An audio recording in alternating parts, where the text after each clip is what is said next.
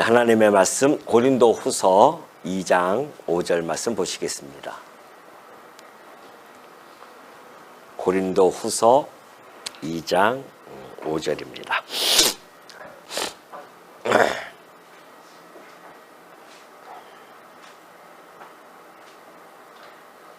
예, 다 찾으신 줄로 알고 봉독해 드립니다.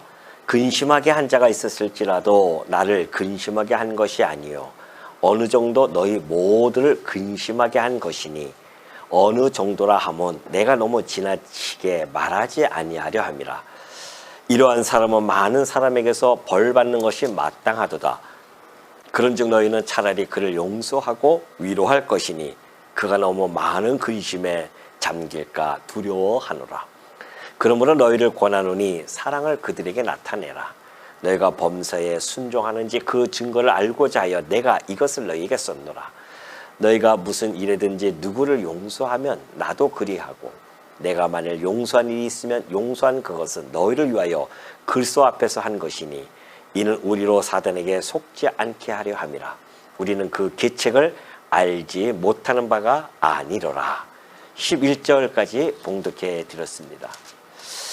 예, 오늘은 아주 교회에서 중요한 주제 중에 하나인 권징에 대해서 바울이 잘 설명해 줬기 때문에 그 주제를 가지고 한번 살펴보고자 합니다. 교회의 표지가 있습니다. 물론 많은 사람들은 십자가가 건물 위에 십자가가 이렇게 그려져 있으면은 달려 있으면은 아 이거 교회구나라고 하는 그러한 표식으로서 다 이해하고 있죠.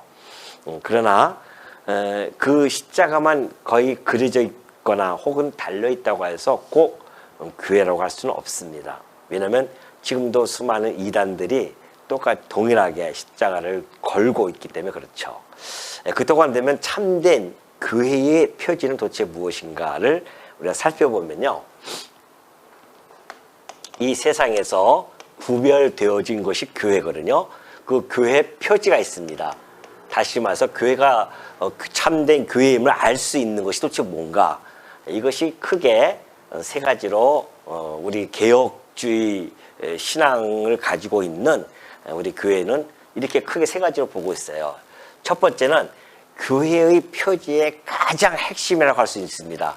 그것은 곧 하나님 말씀입니다. 하나님의 이 말씀, 이 성경만이 오직 하나님의 말씀으로 인정하고 그리고 성경을 있는 그대로 하나님의 말씀대로 전하는 것, 이것이 교회의 됨의 아주 중요한 표지입니다. 그러니까 교회라고 해놓은 곳은 여기서 뭐 세상의 철학을 가르치거나 또는 어떤 세상의 사조들을 여기서 가르치고 이러한 곳이 아닙니다.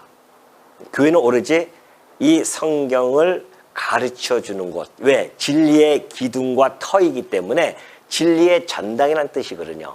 진리의 전당으로서 해야 할 일은 하나님의 이 말씀만 전하는 곳이어야 됩니다. 그래서 교회가 와서 하나님 말씀만 들어야 되지 뭐 도덕이라든가 윤리라든가 뭐 사서삼경, 불경이라든가 이런 것들을 전하는 것이 결코 아님을 우리는 알 수가 있죠. 두 번째 교회의 표지는 말씀에 종속되어진 것이죠. 이것이 바로 성례입니다. 성례라고 해서 세례가 있고요. 그리고 성찬이 있죠. 그 세례와 성찬을 성례라고 하는데 이 세례를 물로 이렇게 세례를 주고 아버지와 아들과 성령의 이름으로 세례를 주노라라고 하는 세례의 의식이 있죠. 그 세례라든가 우리가 함께 포도주를 나누고 빵을 이렇게 나누는 이러한 성찬식, 이것은 세상에서는 하지 않습니다. 그렇죠? 오로지 교회만이 하잖아요. 그래서 교회의 표지예요, 이게. 이런 걸 행함으로 말미암아 하나님, 이것도 물론 성례는 하나님 말씀의 방편으로서 이걸 시행을 합니다. 이것도 하나님의 말씀을 전하는 방식이거든요. 목사가 성경을 읽으면서 전하는 하나님의 말씀도 있지만은 이러한 성례를 통하여서 말씀을 전파하는 이러한 방식도 있단 말입니다. 그래서 교회의 표지 중에 하나가 바로 이 성례, 중요한 것이죠. 그리고 이제 마지막으로 권징입니다. 권징이라는 것이 있어요. 물론 이 권징이라고 하는 것은 세상에서도 뭐 권징이 있죠. 학교에서도 권징을 하고 국가에서도 권징을 합니다. 그런 권징들이 있지만은 그러나 교회의 권징은 그러한 사회 혹은 세상에서 나타나는 권징과는 성격이 좀 다릅니다. 예를 들어서 학교에서의 학교라든가 아니면은 이 국가에서 하는 이런 권징들은 물리적인 힘이 가할 수가 있어요. 물리적인 힘을 가해서 예를 들어서 감옥에 가둔다거나 징역을 몇 년 이렇게 한다거나 이런 것들이 있죠. 그렇지만 교회라고 하는 것은 영적인 그런 권징이기 때문에 그렇게 물리적으로 힘을 가해서 가둬둔다거나 그럴 수는 없습니다. 그런 성격이 다르죠.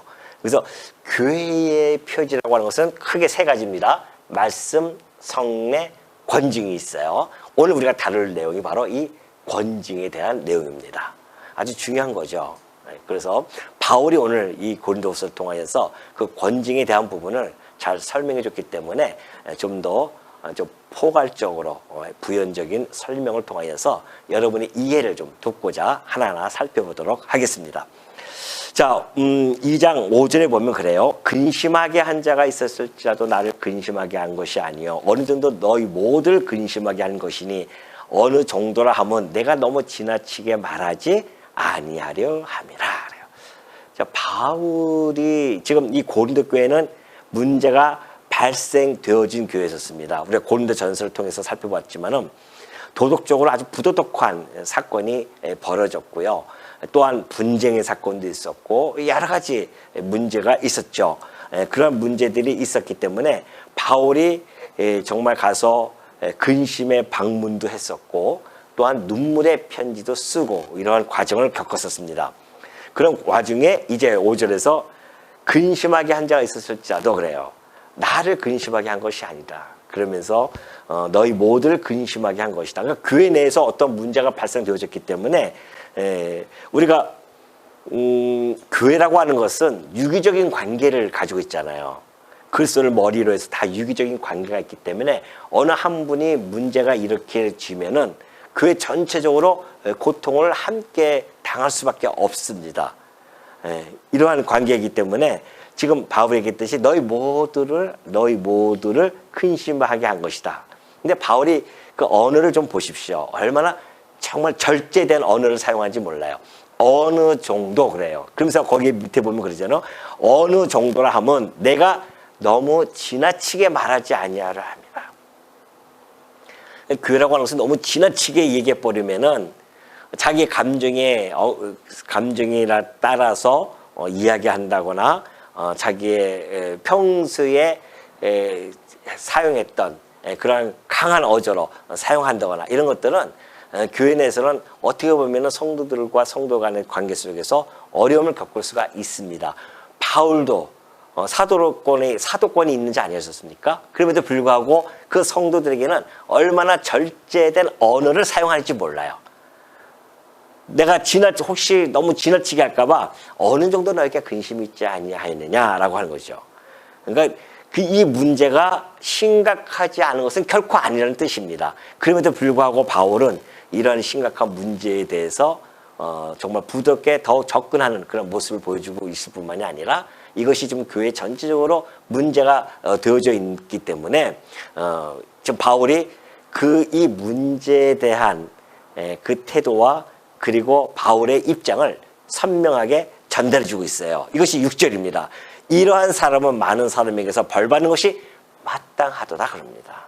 물론 이 벌이라고 하는 것이 징계적인 개념을 가지고 있고요.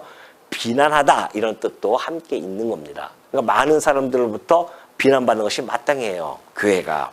그러니까 고린도전서를 예를 들면 지금 이런 문제죠.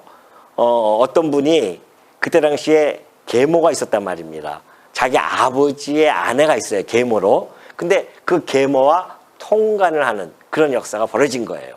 그러니까 세상에서도 그거 잘 없는 그런 사건이 교회 내에서 있었어요. 교회 내에서 다 알고 있습니다. 그럼에도 불구하고 교회는 아무런 방치도 하지 않고 있었던 것을 바울이 그걸 통렬하게 비판하지 않았었습니까? 그런 문제거든요, 지금. 그러니까 이런 사람은 많은 사람에게서 벌 받는 것이 마땅, 비난받는 것입니다. 이 비난받고 벌 받는다고 하는 것은 이것은 하나의 권징에 그러한 속해 있는 그러한 내용이죠. 자, 이 권지, 우리가 교회라고 하는 것은 소위 무슨 종교라고 합니까, 우리가? 교회를. 무슨 종교라고 하죠? 사랑의 종교라고 하지 않습니까? 교회는 사랑의 종교예요. 맞습니다. 이 사랑의 종교입니다. 그렇다고 해서 교회 내에 지금 이 잘못이 있고 문제가 이렇게 발생되어졌는데 그러한 사람도 그냥 마냥 용납하고 받아들여야 되는가? 이런 것들, 그냥 받아들여야 된다고 하는 그런 생각들은 매우 매우 그릇된 생각입니다. 교회 내에서 지금 문제가 발생되어졌어요. 그런데 그것을 갖다가 우리가 사랑하니까, 사랑의 종교니까 그냥 용납해야 돼. 그러한 뜻은 아니라는 겁니다. 사랑이라고 하는 것은 단순히 어떤 잘못을 그냥 묵인하고 방치하는 것, 이것이 결코 사랑이라고 하는 그 의미를 담고 있지 않다는 것이죠. 교회가 그런 잘못이 나타나게 되어진다면 반드시 징벌을 가야 됩니다. 예를 들면 이런 거죠. 교리적인 문제를 발생시킨 사람들이 있습니다. 이단적인 사상을 가지고 와서 자꾸만 그것을 가지고 성도들에게 전파하려고 하고, 그래서 성도들 알고 미혹하게 하는 이런 것들이 발생되어진단 말이죠. 그런 문제들, 교리적인 문제들 또는 부도덕한 문제들이 있단 말입니다. 이런 문제들, 그리고 그전에 제가 그런 걸 봤었는데, 어떤 여성분인데 이 도벽이 있는 거예요. 그러니까 교회는 마음 놓고 가방 다 두고 다니는데 어느 순간에 가방에서 돈이 자꾸만 없어진단 말입니다. 그 이제 발견된 겁니다. 그 나중에 알고 보니까는 어떤 분이 핑계를 대기를 어떤 생리적인 기간이 되어지면은 도벽이 있는 분들도 있잖아요. 그걸 통해서 자꾸만 했다고 그렇게 이야기를 하면서 그런 사건도 있었는데, 그런 그런 이야기들, 그런 사건들, 교회 내에서 또 수요일 날 아니면 술 먹고 와가지고서는 막 주사를 피우고 이러한 사건들, 여러 가지 사건들이 있죠. 그러한 사건들을 교회가 사랑의 종교라고 해서 마냥 그걸 묵인하고 방치해 두는 것은 결코 아님을 잘 보여주고 있습니다. 물론 그런 권징이라고 하는 것은 아픔이 따를 수밖에 없고요. 또 위험이 따르지만은 그렇다고 해서 이 부패한 것들을 결코 방치해 둘 수는 없습니다. 왜냐하면 적은 누룩이 온 덩어리에 퍼진단 말입니다. 이게 자꾸 퍼져나가요. 이런 것들이. 잘못된 것을 그냥 방치해 두면 교회가 퍼져나가요. 자꾸만. 그렇기 때문에 매우 중요하죠. 과거에 우리가 물론 이것은 계시적인 사건이었습니다. 아나니아와 삽비라 사건은 계시적인 사건이었죠. 많은 사람들이 그때 당시에 성령이 충만하니까 땅도 팔아서, 그래서 사도들 앞에 갖다 놓으면 구제를 해가지고서는, 그때 당시에 너무 힘든 사람들이 많이 있었으니까 함께 나눠서 쓰는 이런 아름다운 이 모습이 이 초대교회에 나타났었단 말이죠. 그러니까는 자기도 아나니아와 삽비라도 보니까는 저거 해야겠다 이런 생각을 가졌었어요. 그래서 자기 소유를 팔았는데 그 자기가 원래 가지고 있던 생각을 버리고서는 절반을 감춰놓고 절반을 가져왔단 말입니다.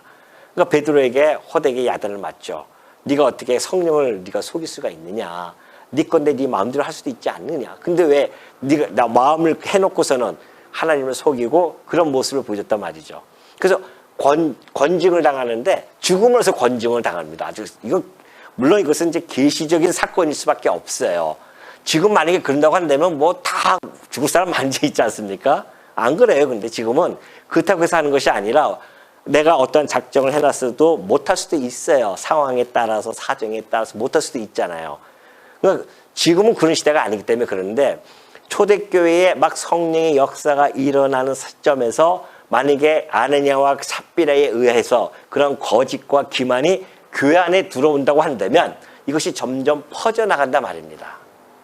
그런 것들이 계시적인 사건으로서 분명히 나타났지만은 그렇다고 해서 오늘 이 시대에서 그것 우리도 그런 계시적인 사건은 아니지만은 여전히 교회 안에 거짓과 기만과 속임수와 세속이라든가 이런 것들이 들어오게 되어진다고 한다면 그것을 우리가 차단하고 이런 권징들을 통해서 분명히 막아야 할 필요성은 있다는 것을 우리가 이 말씀 속에서도 잘 보여주고 있죠. 이 징계라고 하는 것은요, 사실은 이 십자가의 사랑과 정의를 보여주는 겁니다. 권징이라고 하는 것은 십자가의 사랑과 그리고 그 교회 안에서의 질서, 정의를 잘 보여주고 있죠. 그래서 우리가 하나님의 이 참 자녀됨을 확실하게 나타내는 증거예요, 이게.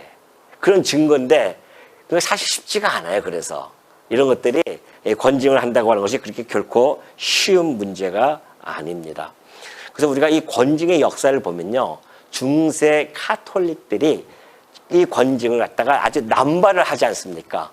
그래서 어떠한 사물에 대하여까지 막 권징을 해버려요. 건물이라든가 아니면 책이라든가 아니면 뭐 교회 안팎의 일들, 뭐 개인적인 사람들에게도 할 뿐만이 아니라 뭐 단체, 국가 뭐 이렇게 막 권징을 다 해버립니다. 이렇게 해서 남발을 하는 그저 부정적인 요소로 작용을 하기까지도 하고요. 과거에 우리 이제 조상들도 그런 일이 있었죠. 부관 참시라고 해가지고서는 죽은 사람들에게 벌을 가해서 다시 꺼내놓고 막 다시 참시하는 그런 사건들이 있었는데 그것처럼 로마 카톨릭도 그랬었단 말입니다.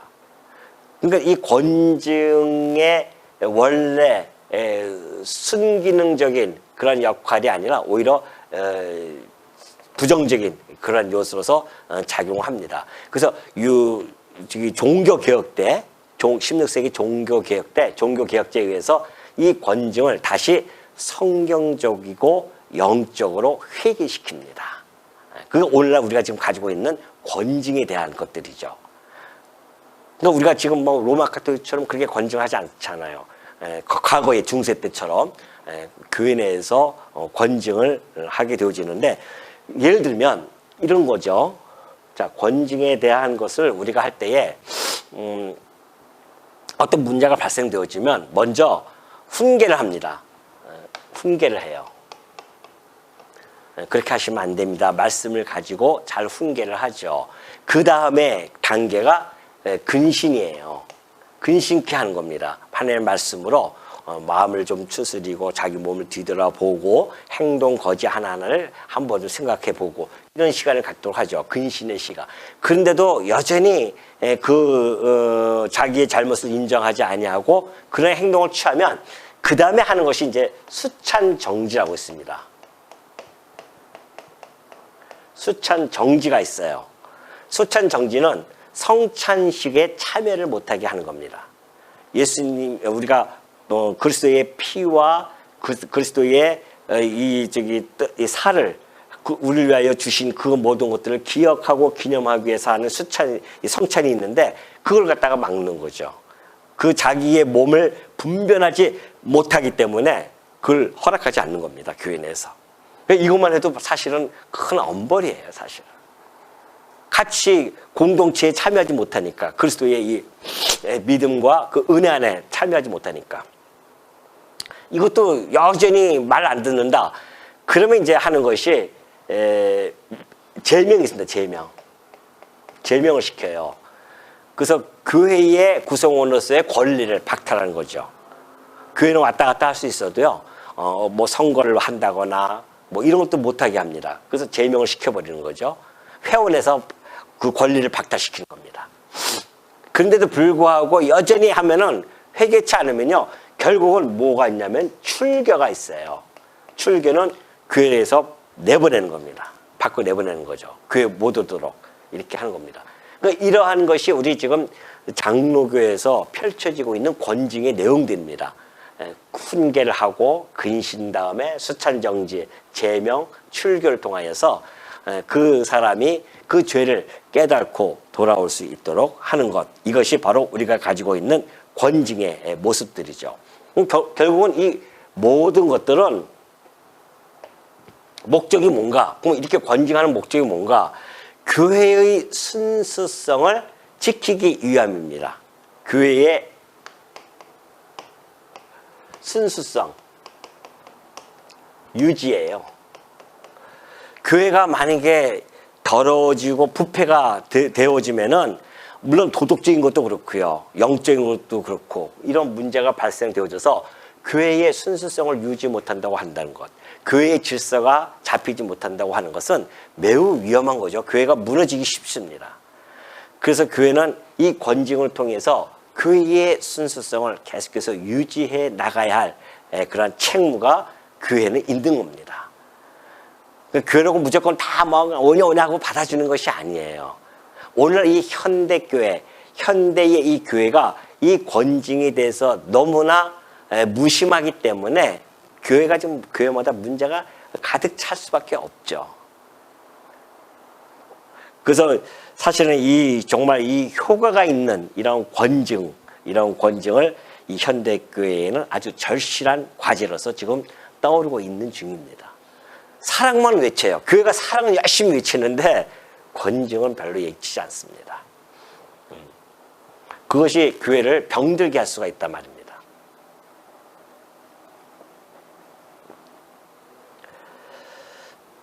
자, 여기 6절에 그러잖아요. 이런 사람은 많은 사람에게서 벌받는 것이 마땅하도다. 데살로니가후서 3장 6절에 보면 바울도 그렇게 얘기합니다. 형제들아, 우리 주 예수 그리스도의 이름으로 너희를 명하노니 게으르게 행하고 우리에게서 받은 전통대로 행하지 아니하는 모든 형제에게서 떠나라 그래요. 아주 단호하지 않습니까? 교회 내에서 게으르게 행하고 우리에게서 받은 전통대로 행하지 아니하는 형제에게서 너희들이 떠나라. 그건 그들에게서 떠나라고 하는 것은 하나의 권징의 모습이거든요. 그런 것들이. 이러한 것들이 바울이 단호할 때는 아주 단호하게 잘 보여주고 있습니다. 복음을 전할 때는 아주 강력하게 복음을 전하지만은 그 복음 안에서 교회가 세워지고 그 교회가 질서가 유지되어지고 순수성을 보존하기 위해서는 단호한 이러한 권징이 필요하다는 것을 잘 보여주고 있죠. 그래서 6절에서도 이러한 사람은 많은 사람에게서 벌받는 것이 마땅하지 않겠느냐라고 그렇게 설명을 해주고 있는 겁니다. 사실은 이런 권징을 당하게 되어지면은 너무너무 힘들죠. 성도들 입장으로서는. 히브리서 12장 1절에 보면 그러잖아요. 이 징계가, 무릇 징계가 당시에는 즐거워 보이지 않고 슬퍼 보이나 후에 그로 말미암아 연단받은 자들은 의와 평강의 열매를 맺느니라. 그러므로 피곤한 손과 연약한 무릎을 일으켜 세우고 너희 발을 위하여 곧은 길을 만들어 저는 다리로 하여금 어그러지지 않고 고침을 받게 하라. 그러니까 징계를 받는 자들의 자세입니다. 아, 이건 내가 지금 징계는 힘들지만은, 그래, 이것은 반드시 의와 평강의 열매를 맺을 수가 있겠구나. 나를 깨닫고 돌아오게 하는 거구나. 근데 내가 지금 어그러진 길, 어그러지고 막 지금 피곤하고 손, 무릎, 연약한 가운데 있지 않아요.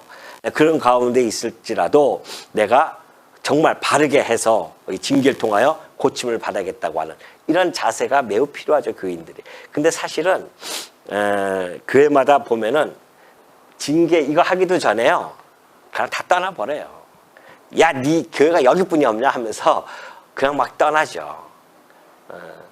그때 당시에는, 초대교회 당시에는 사실은 여기서 떠나면 다른 교회에서 안 받아줘요. 그것이 철저하게 되어져 있기 때문에 출교라고 하는 것은 그 교회 구성원에 들어올 수가 없습니다. 지금은 안 그러잖아요. 아니, 같은 건물에도 교회가 몇 개가 있는데 여기가 떠나면 저기 가면 되고 저기 떠나면 저기 가고, 한 명이라도 오면 어서 오십시오 하고 그렇게 받아주고 있지 않습니까? 그분이 어서 왔든 뭐 하든 상관이 없어요. 그래서 사실은 한 교회에 다 등록하려면 그 전 교회에서 이명 증서를 떼어야 돼요. 근데 뭐 우리 교회부터도 그렇게 잘 안 하지 않습니까? 이명 증서를 떼어야 된단 말입니다. 그러니까 지난번에 우리 교회에서 다른 교회로 가신 분 있었잖아요. 그럴 때 내가 이명 증서를 제가 그 목사님한테 전화해서 따로 보내줬어요.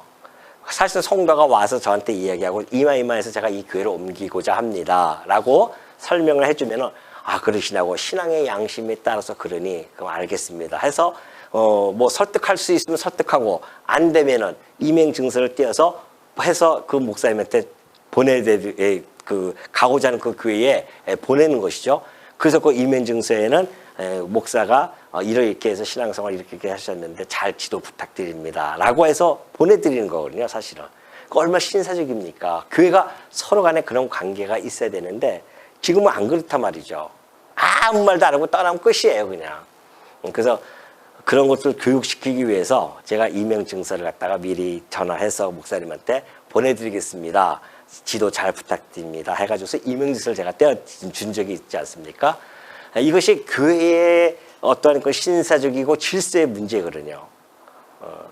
이런 것들이 사실은 교회가 초대교회는 잘 되셨지만은 이미 이제 교회가 포화 상태고 교회와 교회 간에도 교류가 없는 상태인데 그 가능하겠어요? 그러니까 사실 이 권징이 현대교회에서 이게 사실 되어진다고 하는 것은 쉽지가 않아요. 이렇게.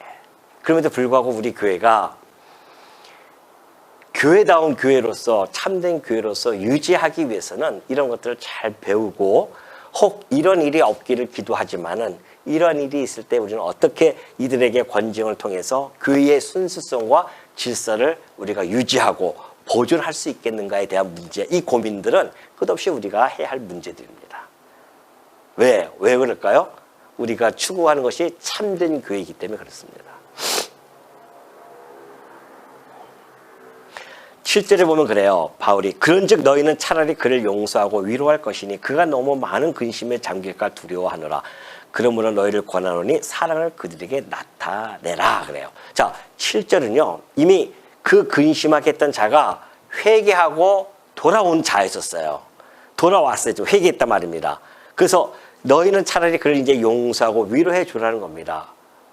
징계의 이 목적, 이 권징의 목적은요. 교회법을 잘 보호하고 또 어떤 징벌 그 자체에 있는 것이 결코 아니에요. 목적이 뭔가? 교회의 순수성을 유지할 뿐만이 아니라 회개하여 돌아오게 하는 것입니다. 그 범죄한 성도가 회개하기 위한 것이 권징의 목적이에요. 그러니까 권징이라고 하는 것은 경건케 하려는, 경건의 연습을 하게 하려는 그런 과정이거든요. 그러니까 경건이라는 것이 뭡니까? 하나님을 경외하는 거란 말입니다. 그래서 회개하고 돌아와서 다시 하나님의 자녀답게 그리고 하나님을 경외케 하려는 그러한 근본적인 목적을 가지고 있기 때문에 권징이 그래서 필요한 거거든요.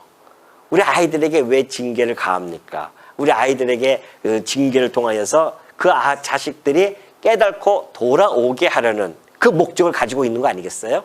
그것처럼 하나님의 자녀들도 이러한 권징을 통해서 이것이 좀 성경에 있는 내용이기 때문에 그래요. 그럼 하나님 왜 이 성경을 주셨는가? 당신의 자녀들로 하여금 이 권징을 통하여서 의와 평강의 열매를 맺게 하라는 것, 다시 돌아오게 하라는 것, 고침을 받게 하라는 것 그대로 있지 않습니까? 이걸 위해서 이러한 것들을 하나님이 주신 거예요. 정당하게 교회는 이걸 행사를 해야 됩니다. 그래서 이 회개를 해서 돌아오게 하기 위한 그것이 바울이 지금 7절에서 나타나고 있습니다. 그를 용서해라. 회개했는데 용서하지 않고 그냥 로마 카톨릭에서는 과거에 그런 것이 있었습니다. 이 징계에 대한 것을 얼마나 엄하겠냐면 그가 회개해도요 7년이면 7년 아니면 평생 해가지고서는 그 징계에 대한 대가로서 어떤 그 고행을 계속해서 유지시키게 한단 말입니다. 그건 잘못된 거죠. 왜? 목적이 징계가 목적이 아닌데 평생을 고행을 시키면 되겠냐 말이죠. 그가 깨닫고 돌아오면 어떻게 해요? 용서하는 거죠. 용서와 그를 위로해주고 그렇지 않습니까? 위로해주고 사랑을 베풀라. 이것이 바로 7절과 8절 아닙니까? 차라리 그를 용서하고 위로할 것이니 그가 너무 많은 근심에 잠길까 두려워하노라. 그러므로 너희를 권하노니 사랑을 그들에게 나타내라 그래요. 왜 권징하는가? 그가 하나님의 자녀로 다시 돌아오게 하는 것. 그래서 그 사람을 권징을 받는 사람을 하나님의 귀한 영혼으로 그를 봐야 돼요. 항상. 미움의 대상이 아니잖아요. 그가 비록 잘못했다 할지라도 하나님의 그 긍휼하신 눈빛, 그것을 우리는 늘 가지고 있어야 되고, 그는 하나님의 귀한 자녀이면 틀림이 없잖아요. 내가 하나님의 귀한 자녀이듯이 그분도 건징을 받는, 징계를 받는 그분도 하나님의 귀한 자녀란 말입니다. 비록 지금은 잘못해서 이렇게 있다 할지라도 하나님은 그를 깨닫게 해서 돌아오게 하는 방법이기 때문에 교회는 늘 그 사람에 대한 열린 마음이 있어야 된다는 것이죠. 그것이 사랑하는 마음. 그래서 그가 깨닫고 돌아와서 회개하면은 위로를 해주고 사랑을 베풀어 주는 겁니다. 탕자가 나갔다가 들어올 때 아버지가 얼마나 그를 위로하며 사랑으로 맞이해 줍니까? 이것이 기독교의 원리 아니겠어요? 이것이 교회 안에서도 동일하게 언제든지 그 원리는 작동이 되어지는 겁니다. 그래서 결국은 이 행복해지고, 그리고 하나님의 사랑을 확신하게 되어지고, 그래서 이 권징은 반드시 사랑의 바탕에 용서와 위로가 뒤따라야 함을 잘 보여주고 있죠. 그러니 자비 없는 이 징계가 얼마나 가혹하겠습니까? 또 이 징계 없는 자비 역시 그거는 너무 관대하기 때문에 질서가 무너지는 거 아니겠어요? 그래서 모든 이 권징과 사랑, 자비는요, 뭐 해야 된다? 어떻게 해야 된다요? 오늘 제목이 없네요. 뭐였죠? 예, 권징과 균형의, 사랑의 균형 아니겠어요? 균형. 교회라고 하는 것은 균형적인 감각을 갖는 것이 매우 중요합니다. 어떤 면에서든지.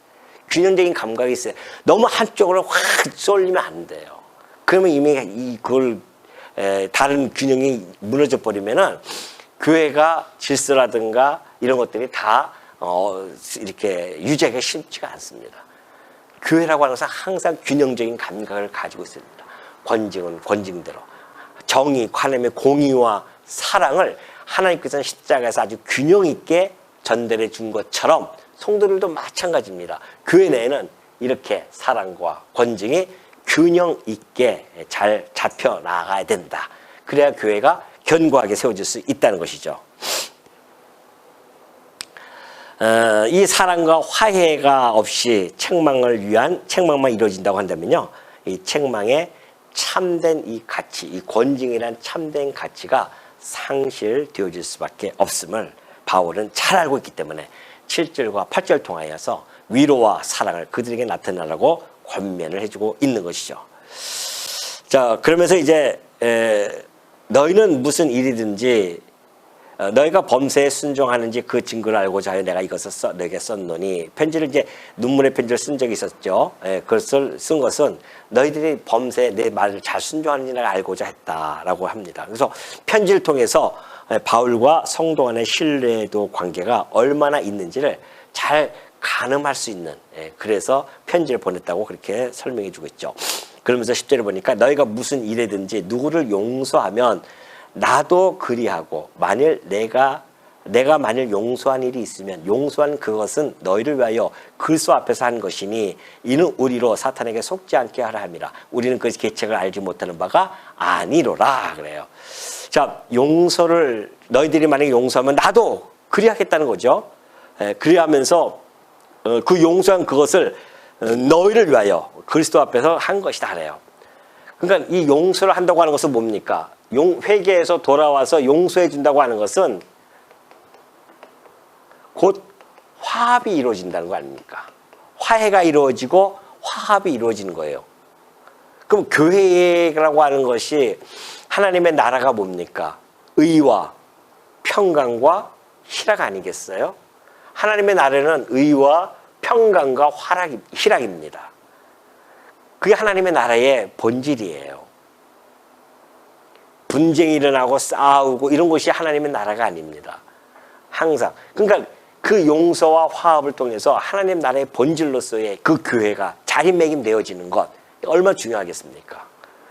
그래서 바울이 그렇게 해준다. 용서를 통해서 하는데 그리스도 앞에서 한다는 거 아니겠어요? 누구 앞에서 하냐면 너희를 위하여 그리스도 앞에서 한다. 이 화합을 위해서 내가 그리스도 앞에서 내가 너희를 용서한다. 여러분 우리가 바울은 이런 생각을 가지고 있는 겁니다. 골로새서 3장 13절 보면은 누가 누구에게 불만이 있거든 서로 용납하여 피차 용서하되 주께서 너희를 용서하신 것 같이 너희도 그리하라. 우리가 아무리 그냥 마음이 냉랭한 가운데 이 범죄한 자에 대한 눈빛을 가지고 있다 할지라도 그리스도 앞에 가면은 그리스도의 그 긍휼하심의 눈빛 앞에 우리가 녹아질 수밖에 없습니다. 왜냐하면은 그리스도께서 나에게 베푸신 그 긍휼함이 깨달아지기 때문에 그래요. 그런데 나는 그 그리스도로부터 엄청난 긍휼하심을 받아서 용서함을 받았는데 그래서 하나님과 화합하게 되어졌는데 같은 지체끼리 용서하지 못한다고 하는 것은 이건 어불성설입니다. 그건 진정으로 하나님을 알 수가 없는 거죠. 참 이런 것들이 우리가 삶 속에서 실질적으로 교회 생활 하다 보면 너무나 많이 일어나지 않습니까? 여전히 지금도 갈라지고 교회마다 분리가 되어지고 서로가 원수가 되어지는 이러한 것들이 너무 많이 나타났는데 사실은 이것이 우리가 말씀 앞에 그리스도 앞에 가면은 얼마나 우리가 책망받을 일인지도 사실 몰라요. 그래서 우리가 날마다 정말 우리의 마음을 다잡고 이 권징 앞에 우리가 겸손해질 수밖에 없는 것은 하나님이 나를 당신의 그 사랑 가운데 집어넣기 때문에 그럴 수밖에 없죠. 그러니 그리스도 앞에서 용서하지 못할 일이 어디 있겠습니까? 결국은 그리스도께서 우리로 하여금 하나님과 화목하게 하신 것처럼 우리도 서로가 용서함으로 말미암아 화목해지고 화합을 이루어지는 것, 그래서 의와 평강과 희락을 누릴 수 있도록 하는 것, 이것이 바로 이 권징의 결과로서 나타나는 것이기 때문에 이 모든 것들이 지금 주 안에서 이루어짐을 너무나 잘 보여주고 있죠. 만약에 이 용서 없는 그러한 무자비한 징계, 이것은 사단의 교묘한 책략입니다. 왜요? 사단은 하나님 나라를 무너뜨리는 그러한 역사적 사명을 띠고 이 땅에 태어난 자 아닙니까? 그러니까는 끊임없이 교회를 무너뜨리고자 합니다. 의와 평강과 희락을 무너뜨리고자 해요. 그러니까 교회 내에서 희락을 평강을 깨트리는 것, 평강을 깨트리는 언어, 평강을 깨트리는 행동, 희락을 깨트리는 언어, 희락을 멀리하게 하는 그런 행동, 이런 모든 것들은 사단의 계략에 우리가 말려들 수밖에 없는 겁니다. 사단의 계략에 말려드는 거예요, 이미. 교회가 분쟁이 나고 싸우고 막 이런 건 이미 사단의 놀이터가 된 겁니다, 교회가. 그런 교회가 얼마나 많이 있는지 몰라요. 그렇다고 한다면 오늘 우리 말씀운동 성원교회는 이런 하나님의 말씀을 통하여서 깊이 우리가 마음속에 한다고 한다면 사단의 교회가 알잖아요. 바울이 얘기했듯이 너희가 그 계책을 알지 못하는 바가 아니지 않느냐. 우리 다 알지 않느냐. 우리를 낙심케 하고 분열케 하고 그래서 화평을 깨게 하고 이 모든 것들이 사단의 계략인데 우리가 속지 않게 하기 위해서 용서해주고 화합하고 그래서 화해하는 그러한 것들, 이것이 바로 하나님 나라를 세워가는 데에 아주 중요한 그러한 역할들이 아니겠느냐. 바울은 그래서 결국 이 권징을 통해서 하나님 나라를 바르게 세워가는 데에 아주 유용하게 사용되어짐을 잘 설명해 주고 있고요. 오늘 우리 성도님들 이 권징이라고 하는 것이 얼마나 교회에 중요한 것인지를 잘 알고요. 정말 우리 성도님들 여기까지 가지 않도록 혹시 그러한 성도님들이 있으면 훈계해주고 근신케 하시고 말씀으로 잘 함께 하면서 이 교회를 순수하게 그리고 정말 순수함을 유지하고 보존할 수 있도록 그렇게 우리 성도님들이 함께 힘을 합쳐서 하나님의 아름다운 그런 나라를 세워나가는 데에 정말 일조를 다 기할 수 있는 성도님 되어주시기를 당부드리겠습니다.